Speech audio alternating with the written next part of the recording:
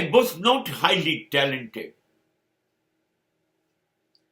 but I got all achievements. After some time, I was declared as the winner. Everybody was shocked and surprised that how I win. But there was no shortcut for me. I was the most laborious man.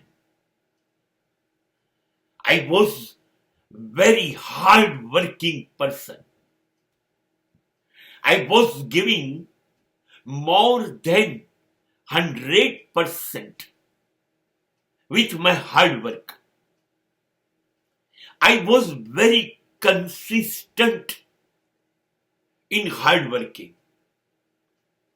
And that was the reason of my all success. મારામાં બહુ જબરજસ્ત પ્રતિભા નહોતી, લોકોને આંજી શકાય એટલી બધી આવડત, કુશળતા એ બધું ન હતું, બહુ સામાન્ય હતો. મને ખબર પડી ગઈ કે I am an ordinary person. The people need extraordinary talent to reach the maximum height. તમારી પાસે પ્રતિભા જબરજસ્ત જોઈએ, આવડત જોઈએ. મારામાં ન હતી અને છતાં હું જીતી ગયો, છતાં હું પહોંચી ગયો જ્યાં પહોંચવું જોઈએ. હું વિજેતા જાહેર થયો, સફળ થયો. કારણ મારા જેટલી મહેનત કોઈ નહોતું કરી શકતું અને મારે મહેનત કરવી પડે એવું જ હતું.